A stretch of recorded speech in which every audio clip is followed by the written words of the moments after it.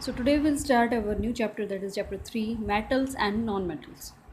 So metals और non-metals हम previous classes में भी जो है पढ़ चुके हैं और उसमें हमने क्या पढ़ा है, मेटल की physical properties, right. So physical properties जो है, जो बेसिक जो क्राइटेरिया है, बेसिक नॉलेज है हमने मेटल्स की और नॉन मेटल्स की छोटी क्लासेस में ली. That is the physical properties of metal. So इस चैप्टर में या फिर हम 10th क्लास में क्या है हमें पढ़ना है कि मेटल्स एंड नॉन मेटल्स दोनों की फ़िज़िकल प्रॉपर्टीज़ क्या क्या होती हैं. उसके बाद उनकी chemical properties in the sense उनकी रिएक्शंस, कि कौन कौन सी वो केमिकल रिएक्शंस देते हैं. जैसे कि मेटल और नॉन मेटल खुद के साथ, मेटल को अगर हम किसी नॉन मेटल के साथ रिएक्ट कराएं सो क्या रिएक्शन होगी, क्या प्रोडक्ट हमें मिलेगा. और या फिर किसी और कंपाउंड के साथ, जैसे कि हमने एसिड्स के साथ मेटल्स की और नॉन मेटल्स की रिएक्शंस पढ़ी हैं, सो वो भी हमें दोबारा पढ़नी है. सो मतलब मेटल्स और नॉन मेटल की डिफरेंट कंपाउंड के साथ रिएक्शंस, और रिएक्शंस हमें क्या बताएंगी, उनकी केमिकल प्रॉपर्टीज़ जो हैं वो चीज़ जो है वो रिएक्शंस हमें उसकी इलस्ट्रेट करेंगी. इससे हमें उनका केमिकल नेचर, केमिकल बिहेवियर पता चलता है कि मेटल्स का, नॉन मेटल्स का दूसरे सब्सटेंसेस के साथ कैसा होता है. उसके बाद आयनिक कंपाउंड्स क्या होते हैं ये हमें पढ़ना है. आयनिक कंपाउंड क्या होते हैं, आयंस कौन कौन से होते हैं हमारे पास दो टाइप के आयन होते हैं, दैट इज़ कैटायन और एनायन, राइट. सो कैटायन और एनायन को अगर हम कंबाइन करके कोई कंपाउंड बनाते हैं तो उन कंपाउंड्स को हम क्या बोलेंगे, आयनिक कंपाउंड्स, राइट. सो आयनिक कंपाउंड्स क्या होते हैं, उनकी प्रॉपर्टीज़ जो है वो हमें स्टडी करनी है. And the extraction and refining of metals, it is quite important. Extraction मतलब किसी, हम जो मेटल्स हैं माइनिंग से निकालते हैं, माइनिंग की हेल्प से धरती के अंदर से जो हैं उनको हम निकालते हैं खुदाई करके, ठीक है. तो वो प्योर फॉर्म में तो नहीं निकलती, मिट्टी भी होती है उसके अंदर और बहुत सारी इम्प्योरिटीज़ भी उसके अंदर प्रेजेंट होती हैं. सो उनको हम कैसे एक्सट्रैक्ट करेंगे और कैसे उनकी रिफाइनिंग करेंगे, उन्हें प्योरेस्ट फॉर्म में हम कैसे कन्वर्ट करेंगे, वो मेथड्स जो हैं वो हमें इसके अंदर स्टडी करने हैं. And the next is improving the properties of metals and non metals. Properties improve करने का मतलब क्या है, जैसे हमने पढ़ा है क्या कि जो आयरन है वो कोरोड हो जाता है, रस्टिंग हो जाती है उसकी, ठीक है. सो कोरोजन को कैसे प्रिवेंट कर सकते हैं, by converting it into steel. So improving the properties of metals by alloy formation.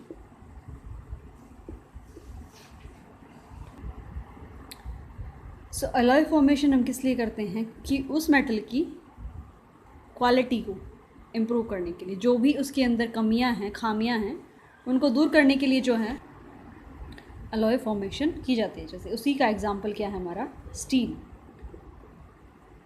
अगर आयरन का कोई भी अगर सब्सटेंस लेंगे, कोई भी इक्विपमेंट लेंगे, वो क्या हो जाता है, कोरोड हो जाता है, दैट इज़ कोरोजन हो जाता है, उसका रस्टिंग जो है उसके सरफेस पे डिपॉजिट हो जाता है, ठीक है. लेकिन स्टील की फॉर्मेशन करने से क्या होगा, स्टील के जो बर्तन हैं उन पर जंग लगता है, नहीं. स्टील की ग्रिल्स हैं उन पर जंग लगता है, नहीं. सो हमने क्या किया, जो आयरन के अंदर कमी थी, क्या कमी थी कि वो कोरोड हो जाता था, उसके कोरोजन हो जाता था, वो ऑक्सीडाइज हो सकता था, उसको हमने रिमूव कर दिया by alloy formation, that is formation of steel. So all these are the topics. बहुत ही छोटा चैप्टर है, इम्पॉर्टेंट है. Let's start it. So the physical properties of metals and non metals. So पहले भी हम पढ़ चुके हैं, बहुत ही कॉमन सी फिज़िकल प्रॉपर्टीज़ हैं ये.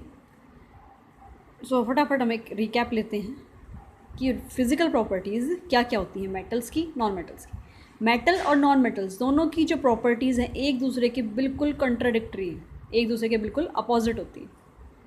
अगर जैसे कि मेटल्स अगर लश्यर शो करते हैं, शाइनिंग सरफेस होता है इनका, तो नॉन मेटल्स जो हैं फिटेड सरफेस होता है, शाइन जो है उनके सरफेस पे दिखाई नहीं देगी. जैसे कार्बन है, नॉट शाइनिंग. लेकिन मेटल्स जैसे कि स्टील है, सिल्वर है, स्टील तो अलॉय है मान लिया, आयरन है, प्योर आयरन, गोल्ड है, एल्यूमिनियम है, सब क्या हैं, they have a lustrous surface, that is a shining surface, जिसे हम बोलते हैं मेटेलिक लस्टर, राइट। उसी तरह हार्डनेस की अगर बात करें, और इस लश्रस प्रॉपर्टी के कारण ही मेटल्स जो हैं उनको हम किस लिए यूज़ करते हैं, फॉर ज्वेलरी फॉर्मेशन के लिए, ज्वेलरीज में हैं, ठीक है। ओके, सो ज्वेलरीज हैं, उनमें कौन से मेटल्स यूज होते हैं, silver and gold, right. So lustre is a property by physical property of a metal, right. और नॉन मेटल्स जो हैं they do not show lustre, they haven't any lustrous surface, correct है। उसके बाद अगर hardness की बात करें, मोस्ट ऑफ द मेटल्स जो हैं हार्ड होते हैं, they are hard in nature, but some of the metals which are quite softer, that is sodium की अगर हम बात करें, उसको हम नाइफ़ की हेल्प से भी कट डाउन कर सकते हैं, दैट इज़ सोडियम या मैग्नीशियम जो है, ये बहुत ही सॉफ्ट मेटल्स होते हैं, और these can be cut down by using even knife, right. Sodium तो बहुत ही ज़्यादा सॉफ्ट होता है, और ऐसा क्यों है, कोई किसी भी मेटल, किसी भी सब्सटेंस की, किसी भी एलिमेंट की जो प्रॉपर्टीज़ हैं, स्ट्रेंथ है, वो किसके ऊपर डिपेंड करती है, उनके बीच में फोर्स ऑफ अट्रैक्शन के बीच में, ठीक है। Force of attraction that is bond, अगर उनके बीच में बॉन्ड जो अगर स्ट्रॉन्ग होगा तो वो हार्ड होंगे, उन्हें तोड़ना, अलग करना बहुत ही मुश्किल होगा। सो इसी वजह से जो है मेटल्स जो हैं हार्ड होते हैं, क्योंकि उनके अंदर जो उनकी स्ट्रेंथ है, उनके जो बॉन्ड फॉर्मेशन है, मेटेलिक बॉन्ड है, वो काफ़ी स्ट्रॉन्ग होते हैं। So on the other hand अगर नॉन मेटल्स की अगर हम बात करें, most of the non metals are softer, जो मोस्टली नॉन मेटल्स है वो क्या होते हैं, सॉफ्ट होते हैं। लेकिन अगर भूल मत जाना, डायमंड जो है वो एक नॉन मेटल है, कार्बन क्या है, नॉन मेटल है। सो कार्बन के एलोट्रॉप्स में से एक ही तो है diamond. So diamond is the hardest element, hardest substance. So most of the non metals are soft, but diamond is quite hard, correct है। और ऐसे ही हार्डनेस की बात करें, एक्सेप्शन क्या है हमारे पास, सोडियम और मैग्नीशियम क्या सॉफ्ट होते हैं, बाकी के ऑलमोस्ट जो मेटल्स हैं वो हार्ड होते हैं। और हार्डनेस की जो रेंज है, मतलब हम कह सकते हैं कि हार्डनेस है मेटल टू मेटल चेंज होती है। आयरन ज़्यादा हार्ड है, अगर एल्यूमिनियम की अगर तुम बात करो, उसको हम बेंट कर सकते हैं आराम से, तो वो आयरन से कम हार्ड होता है, right. That is quite softer than iron. So जो हार्डनेस का लेवल है वो भी मेटल टू मेटल डिफरेंट होता है, ठीक है। अब melting point and boiling point की बात करें, तो मेल्टिंग और बॉइलिंग पॉइंट जनरली मेटल्स का क्या होता है, हाई होता है। Melting and boiling point of the metals is usually high. जैसे कि टंगस्टन है, टंगस्टन फिलामेंट हम यूज़ करते हैं बल्ब के अंदर, अगर तुम इसके मेल्टिंग या बॉइलिंग पॉइंट की बात करो, टंगस्टन का मेल्टिंग पॉइंट होता है 3422 डिग्री सेल्सियस। टंगस्टन फिलामेंट हम यूज़ करते हैं बल्ब के अंदर, राइट। सो ये जो फिलामेंट होता है इसका मेल्टिंग पॉइंट 3422 डिग्री सेल्सियस, जो कि बहुत ज़्यादा हाई है, ठीक है। लेकिन एक्सेप्शंस हैं इसके अंदर भी। सो बाकी जो मेटल्स हैं वो भी बहुत ज़्यादा हाई मेल्टिंग या बॉइलिंग पॉइंट अटेन करते हैं, बहुत ज़्यादा हाई टेम्परेचर पे जो मेल्ट होंगे और बहुत ही ज़्यादा हाई टेम्परेचर पे बॉयल होते हैं। सो यूजुअली मेटल्स का मेल्टिंग पॉइंट और बॉइलिंग पॉइंट हाई होता है, लेकिन here are the exceptions as well. क्या एक्सेप्शंस हैं, पेपर में क्या होता है, जो बेसिकली कॉम्पिटिटिव एग्जाम्स में तुमसे एक्सेप्शंस ही पूछे जाते हैं, ठीक है। सो एक्सेप्शंस ज़रूर याद रख के चलना। सो यहाँ पे एक्सेप्शन कौन कौन है, however there is exceptions, that is gallium और सीजियम। गैलियम का हमारे पास जो मेल्टिंग पॉइंट होता है दैट इज़ 29 डिग्री सेल्सियस, बहुत ज़्यादा स्लो है, ये ऑलमोस्ट रूम टेम्परेचर है, इतना टेम्परेचर तो नॉर्मल रहता ही है, ठीक है।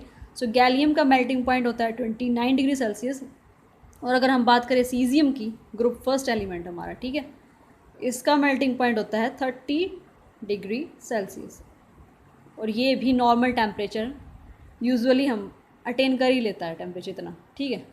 सो जो गैलियम है और हमारा सीजियम है, इनका जो मेल्टिंग पॉइंट है काफ़ी लो होता है, that is 29 and 30 degree Celsius. Otherwise जितने भी मेटल्स हैं या नॉन मेटल, हमारे जितने भी मेटल्स हैं, उनका जो बॉइलिंग पॉइंट होता है वो बहुत ही ज़्यादा हाई होता है। लेकिन मरकरी की अगर बात करें तो मरकरी का भी टेम्परेचर बहुत ज़्यादा, मेल्टिंग पॉइंट बहुत ही ज़्यादा कम होता है, that is -38.8 degree Celsius, minus में है। इसीलिए मरकरी जो है किस फॉर्म में मिलती है हमें, लिक्विड फॉर्म में मिलती है, क्योंकि इतना माइनस टेम्परेचर तो रेफ्रिजरेटर में भी मुश्किल होता है, क्योंकि रेफ्रिजरेटर में -25 डिग्री सेल्सियस ऑलमोस्ट टेम्परेचर आता है, ठीक है। इतना अटेन कर सकते हैं, ऐसी बात नहीं है, लेकिन ऑलमोस्ट इसीलिए जो जनरल स्टैंडर्ड कंडीशंस होती है ना, standard temperature pressure, STP, standard temperature pressure पे जो हमारा मरकरी होता है वो क्या मिलेगा तुम्हें, लिक्विड में, क्योंकि इसका मेल्टिंग पॉइंट कितना होता है, -38.8 डिग्री सेल्सियस, राइट। सो अब मेल्टिंग पॉइंट और बॉइलिंग पॉइंट की अगर बात करें नॉन मेटल्स के, सो नॉन मेटल्स का जो हमारा मेल्टिंग पॉइंट या बॉइलिंग पॉइंट होता है, नॉन मेटल्स के अंदर मेल्टिंग पॉइंट या फिर बॉइलिंग पॉइंट जो होता है यूजुअली लो होता है, ठीक है। इसीलिए जो हमारे जितने भी नॉन मेटल्स हैं वो किस फॉर्म में मिलते हैं हमें, गैसियस फॉर्म में, दैट इज़ ऑक्सीजन है, नाइट्रोजन है, ठीक है। उसके बाद क्या, नियॉन है, आर्गन है, ये सारे के सारे क्या हैं, गैसियस फॉर्म में मिलते हैं, राइट। लेकिन कुछ जो नॉन मेटल्स हैं जैसे कि कार्बन है, बोरॉन या फिर सिलिकॉन, ये भी तो नॉन मेटल्स हैं, लेकिन ये हमें किस में फॉर्म में मिलते हैं, सॉलिड फॉर्म में। और इनका जो मेल्टिंग पॉइंट या बॉइलिंग पॉइंट है वो क्या होता है, इनका मेल्टिंग पॉइंट बहुत नहीं कह सकते लेकिन हाई होता है। कार्बन का एलोट्रॉप, डायमंड ऑल्सो, सो बहुत ज़्यादा हाई होता है, ठीक है। तो ये जो मेटल्स हैं, नॉन मेटल्स हैं, इनका बॉइलिंग पॉइंट, मेल्टिंग पॉइंट क्या होगा, हाई होता है, इसीलिए जो है ये सॉलिड फॉर्म में प्रेजेंट होते हैं at room temperature. Otherwise most of the जो नॉन मेटल्स है वो गैसियस फॉर्म में मिलते हैं, क्योंकि इनका जो मेल्टिंग पॉइंट है बहुत ज़्यादा कम होता है, लो होता है, करेक्ट है। Now next property is the density. Density की अगर बात करें, बहुत ही ज़्यादा हाई डेंसिटी होती है मेटल्स की, दैट इज़, सो मेटल्स की डेंसिटी की अगर हम बात करें तो मेटल्स की डेंसिटी हमेशा क्या होती है, हाई होती है, ठीक है। Metals have the high density, but exceptions यहाँ पे भी हैं। जो सोडियम है, सोडियम या पोटेशियम, इनकी डेंसिटी बहुत ज़्यादा कम होती है। फिर सबसे पहले देखो डेंसिटी होती क्या है, रो से हम डिनोट करते हैं डेंसिटी को, it is mass upon volume. मतलब एक यूनिट वॉल्यूम में, यूनिट मतलब क्यूबिक सेंटीमीटर में होता है वॉल्यूम। सो एक क्यूबिक सेंटीमीटर में कितना मास जो है किसी भी एलिमेंट का प्रेजेंट हो सकता है। मान लो ये एक क्यूबिक वॉल्यूम है, तो इस क्यूबिक वॉल्यूम में कितने एटम्स, कितना मास जो है किसी भी एलिमेंट का प्रेजेंट हो सकता है, उसको हम बोलते हैं उसकी डेंसिटी, ठीक है। सो जो सोडियम है या फिर हमारा पोटेशियम है, उसकी डेंसिटी क्या होती है, सोडियम की डेंसिटी होती है हमारी, इट इज़ 0.97 ग्राम्स, मतलब एक ग्राम भी नहीं आता एक क्यूबिक सेंटीमीटर में। लेकिन दूसरे एलिमेंट्स की अगर बात करें, 7.6, ऑलमोस्ट 7.6 होती है आयरन की डेंसिटी, ग्राम क्यूबिक सेंटीमीटर, ठीक है। और पोटेशियम की भी डेंसिटी बहुत ही ज़्यादा लो होती है, it is almost 0.86 cubic centimetre, तो दोनों की ऑलमोस्ट बराबर ही होती है। सो एक्सेप्शंस क्या आते हैं डेंसिटी के, सोडियम और पोटेशियम की डेंसिटी लो होती है, अदरवाइज जितने भी मेटल्स होते हैं उनकी डेंसिटी जो है बहुत ही ज़्यादा हाई होती है। और नॉन मेटल्स की अगर हम बात करें, नॉन मेटल्स की डेंसिटी क्या होती है, बहुत ही ज़्यादा लो होती है। जैसे कि फॉस्फोरस की अगर डेंसिटी कितनी होती है, फॉस्फोरस की डेंसिटी होती है 8.12, it is gram cubic centimetre. और सल्फ़र की डेंसिटी होती है, सल्फ़र भी एक नॉन मेटल है, उसकी होती है 1.2 2.1 ऑलमोस्ट, ठीक है। सो नॉन मेटल्स की डेंसिटी बहुत ज़्यादा लो होती है। टेंसाइल स्ट्रेंथ होती है कि कितना वेट कोई भी सब्सटेंस, कोई भी एलिमेंट कैरी कर सकता है। जैसे कि जो मेटल्स की चेन है हम यूज़ करते हैं to carry the heavy load, कितना ज़्यादा हैवी लोड जो है टन्स के अंदर जो है हम स्टील की या फिर दूसरे एलिमेंट्स की चेन को इस्तेमाल करके हम कैरी करते हैं, उठाते हैं। सो टेंसाइल किसी भी मेटल की कितना वेट वो उठा सकता है टू विड्रॉ हैवी लोड, कितना वेट वो कैरी कर सकता है कोई भी मेटल। सो मेटल्स की जो टेंसाइल स्ट्रेंथ है बहुत ही ज़्यादा हाई होती है, इसीलिए हम मेटल की चेन्स का इस्तेमाल करते हैं to weigh heavy loads and to carry them. या फिर ट्रक्स वगैरह की जो बॉडी होती है वो भी तो मेटल की बनी होती है, और कितना ज़्यादा हैवी लोड वो कैरी करके जो है मूव करते हैं। So metals have the high tensile strength. Non metals जो हैं उनकी टेंसाइल स्ट्रेंथ काफ़ी लो होती है, उनसे हम जो है वेट को उठा नहीं सकते, वो बिखर जाएंगे, ठीक है। So non metals have low tensile strength. Malleability is the property to convert a substance into sheets, ठीक है। अगर हम इसे किसी को हैमर्ड करें या फिर beaten into sheets is the property called malleability. So जो मेटल्स की शीट्स हैं बहुत ज़्यादा इस्तेमाल में आती हैं, जैसे कि स्टील की है, steel is alloy, iron sheets हैं, राइट। और जो बर्तन हम बनाते हैं मेटल को शीट्स के अंदर कन्वर्ट करके ही तो बर्तन का फॉर्मेशन की जाती है, बर्तन बनाए जाते हैं, ठीक है। So metals are malleable in nature, they can be converted into beaten up into sheets, ठीक है। So the property due to which metal can be beaten into sheets is called malleability. So almost जितनी भी sheets हमें मिलती हैं वो किसकी बनी होती हैं? मेटल्स की बनी होती हैं, ठीक है। सो नॉन मेटल्स जो हैं मैलिएबल बिल्कुल भी नहीं होते। अगर हम इनके ऊपर किसी भी हथौड़े से वार करें, इनको शीट के अंदर कन्वर्ट करने की कोशिश करेंगे तो ये ब्रिटल होते हैं और बिखर जाएंगे, ठीक है। तो नॉन मेटल्स को शीट्स के अंदर कन्वर्ट करना पॉसिबल नहीं है। ऐसे ही डक्टाइलिटी की बात करें कि हम किसी भी ductility is the property to convert a metal या drawn into a thin wire, ठीक है। हमने सुना है जो 1 ग्राम गोल्ड है इतना ज़्यादा डक्टाइल है कि उससे हम 1 किलोमीटर लंबी वायर बना सकते हैं, 1 ग्राम, ठीक है। इसीलिए गोल्ड का इस्तेमाल ज्वेलरी फॉर्मेशन में किया जाता है कि बहुत कम अमाउंट यूज़ करके हम काफ़ी अच्छे और डिज़ाइन के जो है क्या है ज्वेलरी पीसेस जो है हम बना सकते हैं, और कम मेटल का इस्तेमाल होता है, ठीक है। सो जो मोस्ट डक्टाइल एलिमेंट कौन सा है? गोल्ड। और नॉन मेटल्स हैं they are being brittle, they can't be drawn into wires as well. Conductivity की बात करें, conductivity electrical conductivity and thermal conductivity. अगर तुमने किसी आयरन की रोड ली, यहाँ से हीट कर रहे हो, अगर तुमने यहाँ से उसको पकड़ रखा है, थोड़ी देर बाद देखना तुम्हें यहाँ से भी गर्म फील होगा, और कुछ देर के बाद इतना ज़्यादा हीटअप हो जाएगा कि ये रोड जो है हाथ से छूट जाएगी।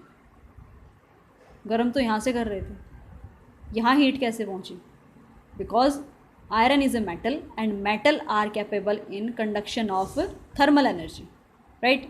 ऐसे ही इलेक्ट्रिसिटी की अगर बात करें, तुमने किसी मेटल रॉड को किसी सॉकेट में या फिर किसी भी इलेक्ट्रिकल अप्लायंसेस के साथ टच कर दिया है तो तुम्हें यहाँ पे करंट फील होगा, क्योंकि यहाँ से तुमने किस मेटल को क्या है इलेक्ट्रिकल सोर्स से टच किया है। अगर तुमने यहाँ से इसको होल्ड कर रखा है तो तुम्हें भी करंट लगेगा, क्योंकि metals are the good conductor of electricity.